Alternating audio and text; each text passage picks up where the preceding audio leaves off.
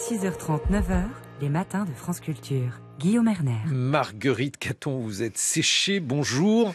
Bonjour Guillaume et bonjour à tous. Alors, l'école privée dans le viseur ce matin. Il y a un proverbe en économie qui dit que les pauvres payent deux fois. Une voiture achetée pas chère consommera plus et tombera plus en panne, par exemple. En matière scolaire, c'est un peu l'inverse. Les riches payent deux fois. Une fois par l'impôt et une seconde fois en inscrivant leurs enfants dans les écoles privées. Et ce, de plus en plus, au point que, si cela continue, il ne restera plus que les élèves des familles défavorisées dans l'école publique, la fin de l'école républicaine en quelque sorte. Bonjour Paul Vanier. Bonjour.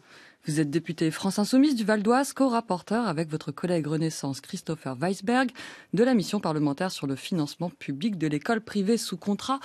Un petit point de méthodologie d'abord sur toutes les personnes que vous avez auditionnées. Je n'ai repéré aucun responsable religieux des différents cultes, mais par contre, 6 membres du comité d'action laïque, un membre de la Libre Pensée. Est-ce un rapport militant que vous produisez ? Non, nous avons vu tout le monde. Nous avons fait auditionner 60 acteurs, 43 auditions, c'est 6 mois de travail, c'est 2 déplacements de terrain. Et à vrai dire, si nous avons rencontré des représentants des cultes, parce que nous avons vu le secrétaire général à l'enseignement catholique, par exemple, nous l'avons vu 2 fois. Et savez-vous qu'il est nommé directement par la conférence des évêques de France, qui d'ailleurs peut poser question du point de vue de l'application de la loi laïque dans notre pays. Et au-delà du réseau catholique, nous avons vu le réseau musulman, le réseau juif, le réseau protestant, aussi le réseau laïque, il existe, et puis celui des langues régionales. Donc, nous avons vraiment discuté avec tout le monde et avec des chercheurs, avec des historiens, avec des sociologues pour apporter des données objectives dans ce rapport. L'un des points de départ de la mission parlementaire que vous avez menée, Paul Vanier, c'est le constat de l'écart social qui se creuse entre les établissements publics et privés. Dans le privé, 40% des élèves viennent d'un milieu social très favorisé, contre 20% dans le public et réciproquement. 16% des élèves du privé sont de milieux défavorisés contre 40% dans l'enseignement public. Ce sont les chiffres de 2022, mais on l'observe depuis les années 2000 et l'écart se creuse. Comment l'expliquez-vous ? Mais je crois que ces écarts qui s'aggravent apparaissent dans un contexte d'effondrement de l'école publique. Et c'est ça, je crois, le fond de ce paysage, c'est cette situation où, vous le savez, beaucoup de professeurs absents ne sont pas remplacés, où littéralement parfois le bâti scolaire tombe sur la tête des élèves, il fait trop froid l'hiver, trop chaud l'été. Et dans ce contexte, certaines familles, celles qui le peuvent en vérité, celles qui disposent des moyens pour le faire, eh bien, font parfois le choix, pas toujours, mais de rejoindre l'école privée. Au fond, cette situation, elle illustre peut-être un point de bascule dans notre société, celui du chacun pour soi, où chacun, en fonction de ses moyens, de ses aptitudes, de sa connaissance du système aussi, va choisir une stratégie qu'il pense la meilleure pour lui, pour son enfant, bien sûr, et cela est légitime et cela est compréhensible. Et on assiste ainsi à l'institutionnalisation d'un système à 2 vitesses. On est aujourd'hui au bord de ça, à la croisée des chemins, je crois. Je pense qu'il est temps d'agir et c'est ce à quoi invite notre rapport. Le professeur Bruno Pousset, grand spécialiste de l'école privée, que vous avez auditionné d'ailleurs, nous disait l'énorme écart dans le taux d'encadrement, le nombre d'adultes par élève entre le privé et le public. Il pointait aussi la différence de formation entre les surveillants du public qui, en contrat précaire, ne peuvent pas rester plus de 2 ans en poste, tandis qu'il s'agit de professionnels dans le privé.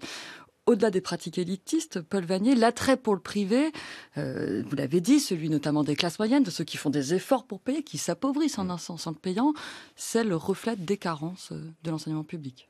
Oui, en même temps, il ne faudrait pas caricaturer le paysage et considérer que, par exemple, l'école publique serait défaillante sur le fond, sur le plan pédagogique, sur le plan éducatif. Je ne le crois pas. D'ailleurs, il y a beaucoup d'études qui le montrent, de la DEP, par exemple. Et les professeurs sont plus diplômés. Les professeurs sont plus diplômés, ils sont beaucoup plus, dans une proportion plus forte, titularisés dans le public que dans le privé. Il y a beaucoup de professeurs précaires dans le privé, 20% d'entre eux. On peut aussi s'interroger sur leur formation.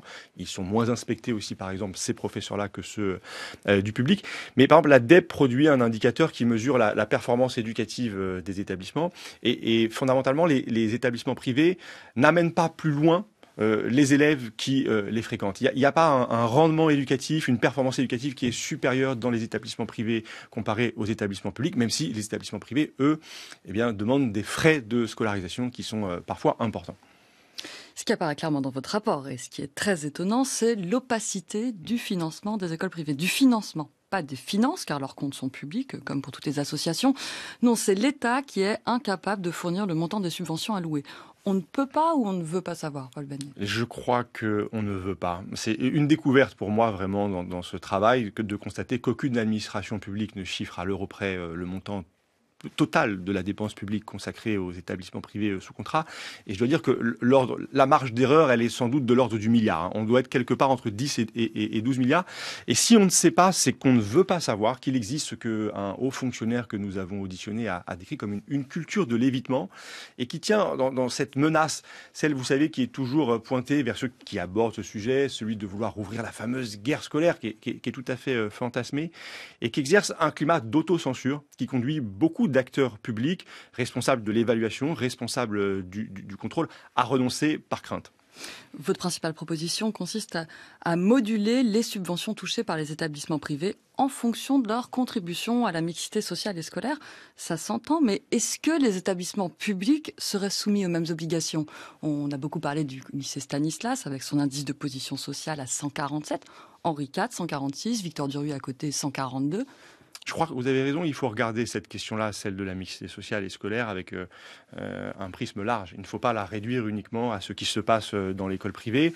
Si on veut véritablement lutter contre ces mécanismes, c'est tout le système éducatif qu'il faut refonder. Donc bien sûr que l'école publique, elle aussi, elle doit voir certains de ces mécanismes être modifiés. On peut s'interroger sur les contours actuels de la carte scolaire, sur la possibilité de la contourner. Mais là, notre rapport portait sur l'école privée. Et vous le savez, les établissements du privé échappent par exemple à la logique de carte scolaire. C'est pour ça qu'il faut penser peut-être des dispositifs particuliers, d'où ma proposition de malus qui viserait à diminuer les moyens d'enseignement et les moyens financiers, des moyens publics, consacrés aux établissements privés qui contribuent à la ségrégation. Est-ce que vous ne craignez pas un effet pervers d'une telle mesure ? Un enseignement privé avec moins de ressources publiques va hausser d'autant ses frais d'inscription, renforcer donc le poids des plus favorisés. Ça va accélérer encore le processus d'enseignement à plusieurs vitesses dont vous nous parlez. On risquerait d'aboutir sur un système à l'anglaise, une école publique pour les plus pauvres, le privé comme norme pour les classes moyennes, les plus riches. Je crois pas. Je crois que les écarts sont déjà considérables et je crois surtout que si on ne fait rien, ils vont continuer à se creuser.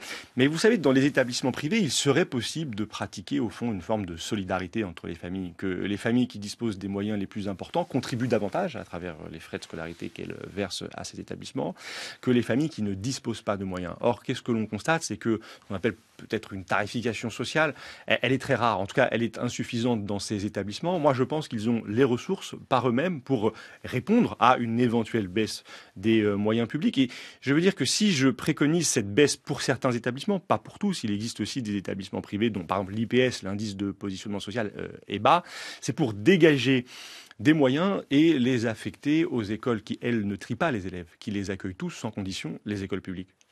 Merci beaucoup, Paul Vanier, député du Val d'Oise, co-rapporteur de la mission parlementaire sur le financement public de l'école privée sous contrat. Merci. À vous.